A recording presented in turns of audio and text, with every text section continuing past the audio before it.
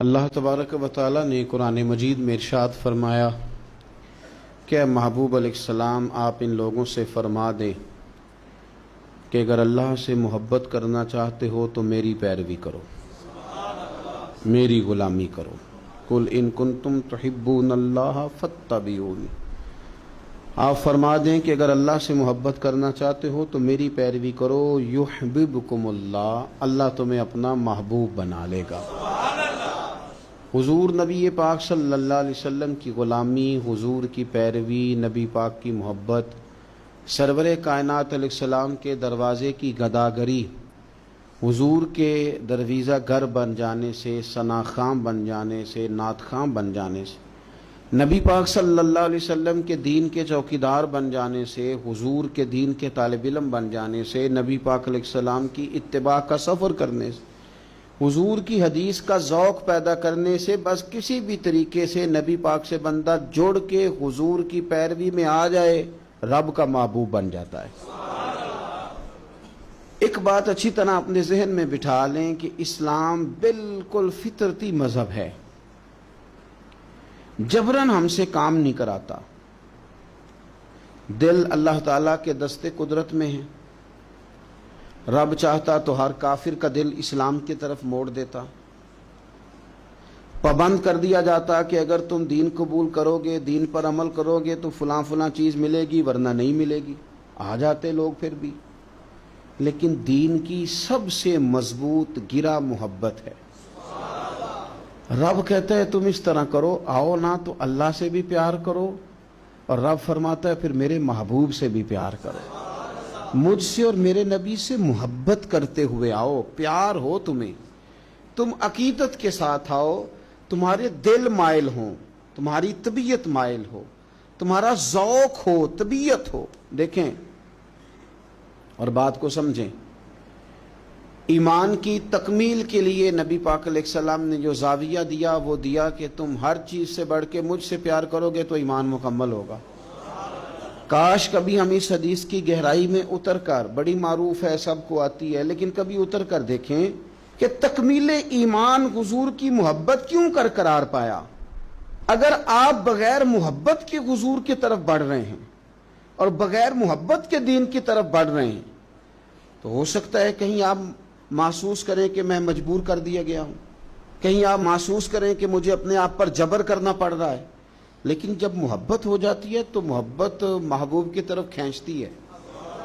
محبت زبان پر محبوب کا نام جاری کرا دیتی ہے، محبت محبوب کے تذکرے پر بندے کو لگا دیتی ہے، ذوق بن جاتا ہے، شوق بن جاتا ہے، توانائی پیدا ہو جاتی ہے جذبات میں۔ پھر الفاظ کا ہجوم پاس نہ بھی ہو تو جذباتی الفاظ بن جاتے ہیں، پھر ترنم نہ بھی پوری ہو تو انسان کا ذوق ہی اس کے لفظ بن کے حضور کی نعت بن جاتے ہیں۔ شرط یہ ہے کہ محبت ہو۔ پھر ایک اور زاویے سے حضور نے اس بات کو سمجھایا، بخاری مسلم میں موجود ہے، فرمایا اگر تم چاہتے ہو نا کہ تمہیں ایمان کا ذائقہ ملے، ایک روٹی پیٹ بھرنے کے لیے ہوتی ہے، ایک روٹی مزیدار ہوتی ہے۔ پیٹ بھرنے والی روٹی بھی بندہ مجبور ہو تو کھا کے گزارا کر ہی لیتا ہے، لیکن ایک روٹی اس طرح کی آتی ہے کہ سالن سامنے آتے ہی آنکھوں میں خوشی آ جاتی ہے، میری مرضی کا آ گیا بھائی، یہ تو میری پسندیدہ ہے۔ پھر بندہ کھاتا ہے تو کھاتے اس کا چہرہ بتاتا ہے۔ ایک ہے کھانا، ایک ہے ذوق سے مزے کا کھانا، ایک ہے مومن ہونا، اور ایک ہے کہ مزہ آ جانا کہ اللہ کا شکر ہے میں مومن ہوں، یعنی مومن ہونے کا مزہ آ جانا، ذائقہ نصیب ہو جانا، لطف نصیب ہونا کہ میں مومن ہوں۔ حضور نے فرمایا تو تین چیزیں پیدا کر، تجھے اللہ ایمان کا ذائقہ عطا کر دے گا۔ ذائقہ ایمان یعنی مومن ہونے کا بھی مزہ، مسلمان ہونے کا بھی مزہ، ذائقہ ملے گا۔ وہ کیا؟ بخاری مسلم میں حدیث ہے، فرماتے ہیں تین چیزیں پیدا کر، ایک تو ہر چیز سے بڑھ کر رب رسول سے پیار کر، سامنے رکھنا، اپنے سامنے رکھ، سامنے رکھ اولاد کو بھی، مال کو بھی، اپنے اقتدار کو بھی، کرسی کو بھی، شہرت کو بھی، یہ بتا کہ یہ چیزیں پیاری ہیں یا دو قدم آگے بڑھ کے تجھے اللہ رسول پیارے ہیں۔ ہم تو تجربہ نہیں کرتے، لیکن حضرت عمر گھر سے تجربہ کر کے آئے تھے۔ انہوں نے آگے کہا یا رسول اللہ صلی اللہ علیہ وسلم مجھے ہر چیز سے بڑھ کر آپ پیارے ہیں، پر مجھے جان زیادہ پیاری ہے آپ سے، کیونکہ وہ سچ بولتے تھے نا، سچے لوگ تھے، دیانتدار، صاف کا۔ یا رسول اللہ صلی اللہ علیہ وسلم میں سوالی بن کے آیا ہوں، حضور یہ مجھے جان آپ سے زیادہ پیاری ہے۔ تو حضور نے سینے پہ ہاتھ مارا، فرمایا ابھی ایمان مکمل نہیں ہوا۔ فوراً حضرت عمر بولے کہ یا رسول اللہ حکم کریں، بات بدل گئی ہے، اب آپ مجھے میری جان سے بھی زیادہ پیارے ہو گئے۔ فرمایا اب ایمان مکمل ہو گیا۔ ایک تو حضور نے فرمایا کہ ہر چیز سے بڑھ کر رب رسول سے پیار کرو، اور دوسرا نبی پاک نے فرمایا جس سے بھی پیار کرو اللہ رسول کے لیے ہی کرو۔ انہی محبتوں کا مرکز رب رسول ہوں۔ یہ سیاسی وابستگیاں، منہ رکھنے کے لیے تعلقات، ضرورت پڑی تو بندہ کام آ جائے گا، چونکہ میری مجبوری ہے، چونکہ مجھے ضرورت ہے، یہ بیچ میں سے نکال دو۔ خالص اللہ کے لیے کسی سے پیار کرو، مزہ آئے گا ایماندار ہونے کا۔ اور تیسرا حضور نے فرمایا کفر میں جانا تمہیں اتنا ناپسند ہو جتنا آگ میں جانا ناپسند ہے، پھر تمہیں ایماندار ہونے کا مزہ آئے گا، سرور آئے گا۔ اور جب ایماندار ہونے کا سرور آئے گا پھر انشاءاللہ نماز پڑھنے کا بھی آئے گا، پھر قرآن پڑھنے کا بھی آئے گا، پھر سنت پر عمل کا بھی آئے گا، خدمت دین کا بھی آئے گا۔ آپ جب یہ چیزیں پیدا کر لیتے ہیں، حضور کی محبت اپنی طبیعت میں ڈھال لیتے ہیں، پھر کوئی چیز خشک نہیں رہ جاتی۔ ہمارا یہ مسئلہ بن گیا کہ ہم نہ ہر چیز اجتماعی کے قائل ہوتے جا رہے ہیں، ادھر ساری دنیا جائے گی میں بھی ادھر جاؤں گا، تو یہ کوئی کمال تو نہیں نا۔ اور مرحوم اعظم نے تو کہا تھا اعظم ہمارے ہاتھ سے پیمانہ ہی گر گیا، ہر بل ہوس کے ہاتھ میں پیمانہ دیکھ کر، کہتے سارے ادھر چل پڑے تھے تو اب میں نے یہ رستہ چھوڑ دیا ہے، اب میں کسی وہ شاید فراز نے کہا تھا کہ شدت تشنگی میں بھی غیرت میں کشی رہی، بڑی پیاس تھی پر پھر بھی ہم نے غیرت سے پیا جو بھی پیا، شدت تشنگی میں بھی غیرت میں کشی رہی، اس نے جو پھیر لی نظر تو ہم نے بھی جام رکھ دیا۔ تو ساری دنیا جا رہی ہے تو پھر ہم نے جانا ہے، یہ تو بات ہی ٹھیک نہیں بھئی۔ اب سارے چونکہ کہہ رہے ہیں یکم ربیع الاول سے 12 ربیع الاول تو اظہار محبت کرنا ہے تو ٹھیک ہے میں بھی کر دیتا ہوں۔ یہ محبت جو ہے نا، محبت موسموں کی پابند ہے، یعنی یکم محرم سے 10 محرم تک محبت اہل بیت آپ کریں تو محبت اہل بیت تو ایمان ہے۔ آپ فقط یکم سے 12 ربیع الاول تک ذکر کریں تو یہ تو ایمان ہے۔ محبت یہ تو ہر وقت ہونی چاہیے تھی۔ اجتماعی محبت کا ماحول جو ہم بناتے جا رہے ہیں نا کہ اب ساری دنیا یہ بات کر رہی ہے تو لہذا میں بھی کروں، تو یہ ٹھیک نہیں۔ کیوں؟ اس لیے کہ سارا مکہ جب مخالفت کرتا تھا اور معاذ اللہ ثم معاذ اللہ طرح طرح کی باتیں کرتا تھا، اس وقت عشق کے سب سے بڑے پیغامبر بن کے حضرت صدیق اکبر کھڑے ہو گئے تھے۔ انہوں نے بتایا تھا کہ محبت معنیوں الفاظ میں آیا نہیں کرتی، اور یہ وہ شے ہے جو لفظوں میں سمایا نہیں کرتی۔ ہم کیا اس کو اس طرح پابند کریں گے کہ پہلے سارے پیار کریں تو پھر ہم نے کرنا ہے؟ نہیں، کوئی کرتا تو نہ کرے نا، ہمیں تو پیار ہو گیا ہے مدینے والے سے، ہو گیا ہے تو بس ہو گیا ہے۔ ان لوگوں نے ہمیں بتایا ہے کہ یہ اس طرح کا ماحول نہ بناؤ کہ اب ساری دنیا چل رہی ہے تو میں نے بھی چلنا ہے۔ حضور کی محبت ایمان ہے۔ محبت جو ہوتی ہے نا وہ تو ڈھال دیتی ہے بندے کو، کچھ چیزوں پر مجبور کر دیتی ہے۔ حضرت عتبہ رضی اللہ تعالیٰ عنہ فرماتے ہیں ایک سادے سے، خوبصورت سے، میٹھے سے، تھوڑے جملے بولنے والے صحابی، کچھ لوگ اپنی سادگی میں مست رہتے ہیں، وہ بالکل ایسے نہ یکدم حضور کے سامنے کھڑے ہوئے آ کے تو عرض کرتے ہیں یا رسول اللہ صلی اللہ علیہ وسلم طبیعت مبارک ٹھیک ہے، چہرے پہ کمزوری ہے؟ تو محبوب نے فرمایا میں نے کچھ دنوں سے کھانا نہیں کھایا۔ فقر اختیاری ہے میرے نبی پاک کا، یہ دو جہاں کے شاہ ہیں، بس پاس کچھ رکھتے نہیں، اختیاری فقر ہے، بس کھجور پانی پہ گزارا ہے، کئی دنوں سے کھایا نہیں۔ صحابی نہ دوڑے گئے گھر میں، ٹٹولا سارے گھر کو، کوئی چیز نہیں ملی کھانے کی۔ دوست احباب سے پوچھا، کوئی چیز میسر نہ آئی۔ بنو قریظہ یہودیوں کا علاقہ تھا، ان کے باغات تھے، پہنچ گئے، ایک شخص سے جا کے کہا مزدوری ملے گی؟ ਲੱਗਾ ਜਦੋਂ ਮੈਦਾਨ ਅਜ਼ਲ ਦਾ ਤੇ ਲੋਕੀ ਚੋਰਾਂ ਵਾਂਗ ਸੁਧਾਏ। ਕਿਸੇ ਨੇ ਲੁੱਟ ਲਈ ਇਲਮ ਦੀ ਦੌਲਤ ਤੇ ਉਸ ਹਾਸੇ ਝੋਲੀ ਪਾਏ। ਆ ਸਜਣਾ ਵੇਖ ਜਹਾਲਤ ਸਾਡੀ, ਅਸੀਂ इश्क खरीद लिया है। कोई मजदूरी मिलेगी?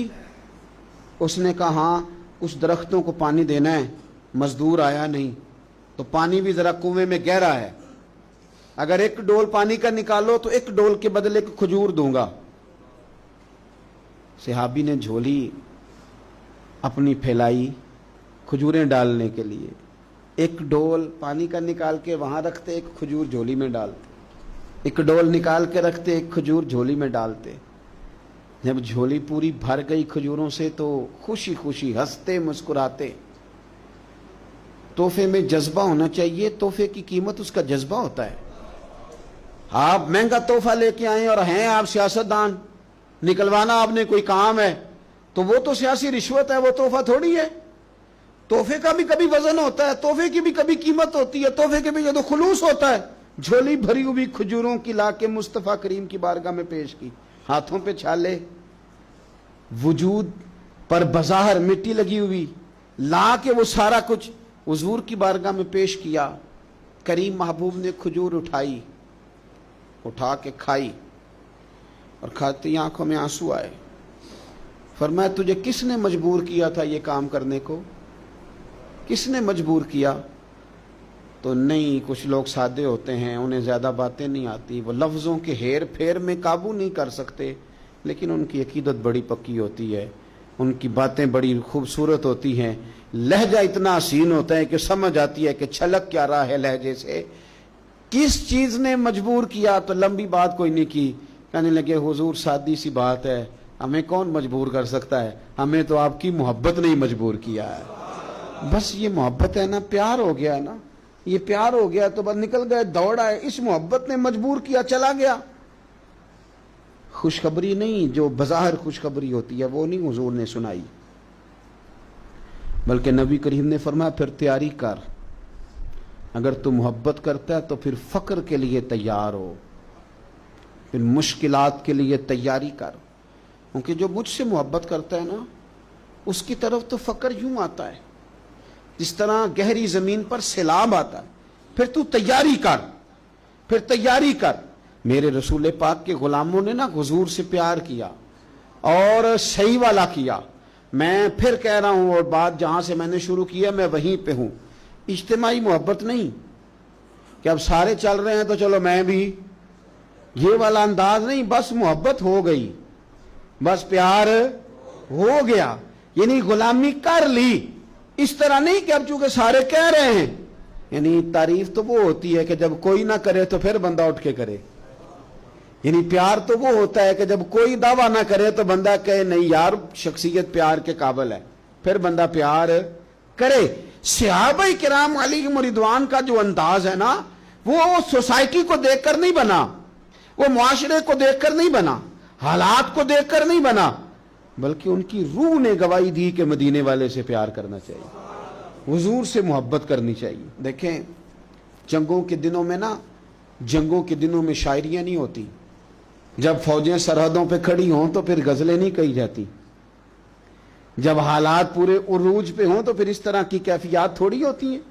पूरे हालात हमेशा सहाबा के लिए तैयार रहे, कभी मुनाफिक, कभी काफिर, कभी कोई, कभी कोई, कभी कोई, हर वक्त वो तैयार रहे लड़ने के लिए, लेकिन उन सारे रंगों में उनकी मोहब्बत जवान रही। जंगे भी लड़ते रहे, हुजूर की नातें भी पढ़ते रहे, मुनाफिकों के साथ उनके मुआमलात भी चलते रहे और नबी पाक की तारीफें भी होती रहीं, जंगों के तबसरे भी होते रहे, लेकिन बैठ के ना तो हुजूर के हुस्न का जिक्र भी होता रहा।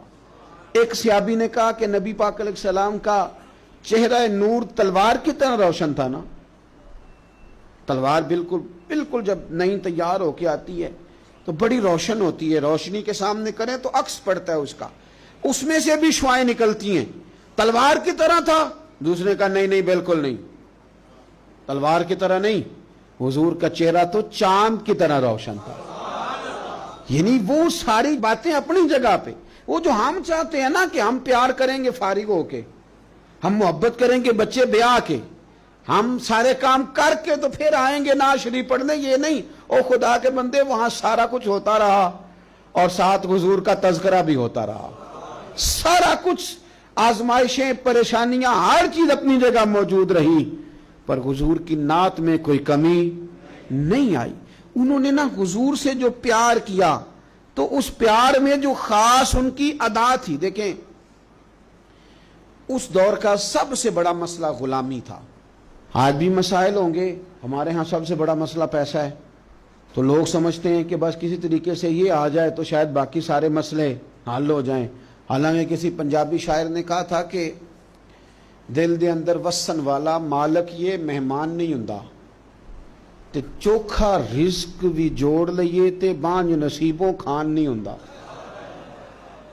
لیکن بعض لوگ سمجھتے ہیں کہ شاید سارا کچھ پیسہ ہی ہے اور اسی میں وہ باتوں کو تولتے رہتے ہیں، اسی میں سارا کچھ کرتے رہتے ہیں۔ اس دور کا سب سے بڑا مسئلہ غلامی تھا، اور غلام بکتا تھا اور پھر اس کے بچے بکتے تھے۔ تو جب کوئی غلام آزاد ہوتا تھا نا تو وہ سمجھتا تھا کہ اب تو میں دنیا میں آ گیا ہوں۔ آزادی ایک بہت بڑی نعمت ہے، بہت بڑی نعمت۔ بندہ جب آزادانہ گھومتا ہے نا، دیر کے بعد ایک قول پڑھا حضرت علی کا، شاید پہلے پڑھ لیتے تو کچھ سوچیں اور ہوتی۔ آپ نے فرمایا تھا اسے مبارک ہو جسے تھوڑے لوگ جانتے ہیں، اسے مبارک ہو۔ ایک وقت ایسا آتا ہے کہ انسان تو اپنی مرضی سے اپنے دوستوں کے پاس بھی نہیں بیٹھ پاتا، وہ تو اپنی مرضی سے گھوم پھر بھی نہیں سکتا، ایسے حالات اس پر آتے ہیں۔ آزادی ایک بہت بڑی نعمت ہے زندگی میں، اسے سمجھیں۔ تو اہل عرب کے ہاں غلام کا آزاد ہونا اتنی بڑی نعمت تھی کہ وہ بندہ سمجھتا تھا دنیا میں ہی آ جایا ہوں۔ حضرت زید بن حارثہ نبی پاک کے غلام ہیں، بچپن میں کسی نے اغوا کیا، مکے لا کے بیچا، اور پھر حضرت خدیجہ الکبریٰ رضی اللہ تعالی عنہا کے ذریعے حضور کی بارگاہ تک آ گئے۔ ان کے والد اور چچا اور ایک روایت میں ان کا بھائی پیسے لے کے حضور کی بارگاہ میں آئے، کہا ہمارا بیٹا آپ کے پاس ہے، یہ پیسے لے لیں، ہمیں دے دیں، ہم نے لے کے جانا ہے۔ تو نبی کریم صلی اللہ علیہ وسلم نا بات سن کے مسکرائے۔ کچھ مسکراہٹیں بڑی معنی خیز ہوتی ہیں۔ حضور مسکرائے، فرمایا میں زید کو بلاتا ہوں، اگر وہ تمہارے ساتھ جانا چاہے تو یہ پیسے تم ساتھ اپنے پاس رکھو، ایسے مفتی لے جانا اگر جانا چاہے۔ تو حضور تو مسکرا رہے تھے نا، لیکن انہیں ابھی اس بات کا پتہ نہیں تھا، وہ ابھی اس رستے کے مسافر نہیں تھے۔ وہ کہنے لگے جی یہ کیا بات ہوئی، وہ غلامی نہیں چھوڑنا چاہے گا، کیونکہ غلامی تو سمجھتے تھے کہ جی یہ ہی آج ہیں جب آزاد ہو گئے، جی وہ جانا نہیں چاہیں گے، یہ کیا بات ہوئی۔ تو حضور نے فرمایا میں بلاتا ہوں نا، جانا چاہے تو لے جاؤ۔ اللہ کے رسول صلی اللہ تعالی علیہ وسلم نے بلایا، جناب زید بن حارثہ آئے، فرمایا والد اور چچا آئے ہیں، یہاں ایک روایت میں تمہارے بھائی آئے ہیں۔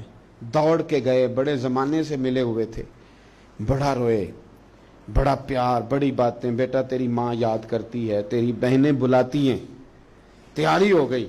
اب جب تھوڑا سنبھلے نا تو حضور نے دھیمے لہجے میں کہا زید یہ تمہیں لینے آئے ہیں، اگر تم جانا چاہو تو میری طرف سے پابندی کوئی نہیں۔ کون نہیں گھر جانا چاہتا، کون نہیں آرام کرنا چاہتا؟ 2-3 دن بندہ باہر رہے نا تو وہ گھر لوٹ کے آئے تو اس کا دل کرتا ہے کہ آج نیند سکون کی آئے گی۔ ہم گھومتے ہیں پاکستان میں تو لوگ کہتے ہیں رات رہ جاؤ، زیادہ اصرار کریں تو پھر میں کہتا ہوں یار اپنے بیڈ پہ ہی نیند آتی ہے، تمہیں کیا بتائیں۔ گھر کون نہیں جانا چاہتا، اپنے بہن بھائیوں سے کون نہیں ملنا چاہتا، قرار ہی سارا وہاں ہے، سکون اور راحت ہی وہاں ہے۔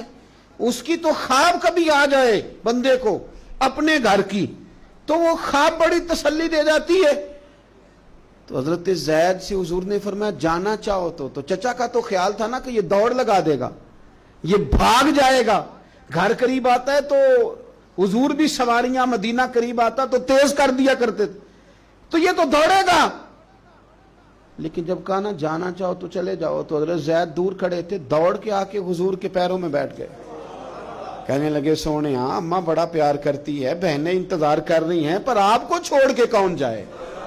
حضور آپ کو چھوڑ کے چلا جاؤں، یعنی آپ کو چھوڑ کے بولے بریلی کے امام، کہنے لگے تیرے قدموں میں جو ہے غیر کا منہ کیا دیکھیں، تیرے قدموں میں جو ہیں، تیرے قدموں میں جو ہیں، تیرے قدموں میں جو ہیں وہ غیر کا منہ کیا دیکھیں، کون نظروں پہ چڑھے دیکھ کے طلبہ تیرا، اور فرمانے لگے تیرے ٹکڑوں پہ پلوں، مجھے غیر کی ٹھوکر پہ نہ ڈال، میں جھڑکیاں کھاؤں کہاں چھوڑ کے صدقہ تیرا۔ حضور یہی رہنا ہے، یہی رہنا ہے، ہمیں کوئی آزادی نہیں چاہیے، کوئی آزادی نہیں۔ یہ غلامی کئی آزادیوں پہ قربان کی، جب پیار ہو گیا، جب محبت ہو گئی تو انداز بدل گئے، طریقے بدل گئے۔ ہم نہ خشک ہو کے آئے ہیں دین میں، خشک ہو کے۔ میں بڑے درد سے کہتا ہوں، نعت خوانوں سے کہتا رہتا ہوں، اپنی بھی اصلاح کرتا رہتا ہوں، ان سے کہتا ہوں ہمیں بھی کوئی مشورہ دو، ان سے بھی گزارش کرتا رہتا ہوں کہ یہ جس دن تمہاری تجارت بن گئی یہ تمہارا مزہ لے جائے گی نعت خوانی۔ یہ دین جس دن بھی تھوڑا سا کاروبار بن جاتا ہے مزہ خراب کر دیتا ہے، ذائقہ خراب ہو جاتا ہے، اس لیے کہ پورے سالن میں اتنی سی بھی گرد پڑ جائے نا پوری دیگ میں تو سارے کا ذائقہ لے جاتے۔ اگر حضور سے خالص پیار کریں گے، خالص محبت کریں گے تو وہ جو ذائقہ ہے نا، وہ جو حسن ہے وہ آخری دن تک قائم رہے گا، آخری دن تک وہ ذائقہ لیے پھرے گا انسان کو، وہ زندگی کو تازہ رکھے گا، طبیعت کو تازہ رکھے گا، مزاج کو ٹھنڈا رکھے گا، قرار دے گا آپ کو، آپ سکون میں رہیں گے۔ حضور سے محبت کریں اور اپنا ذوق بنائیں، سیرت پڑھیں، ایسے لوگوں کی بات سنیں، ایسے لوگوں کی نعت سنیں جو حضور کی تعریف کرتے ہیں، تاکہ ہمارے دلوں میں حضور کا پیار بیٹھے۔ ایسی مجالس میں جائیں جہاں حضور کا ادب، تعظیم، توقیر، نعت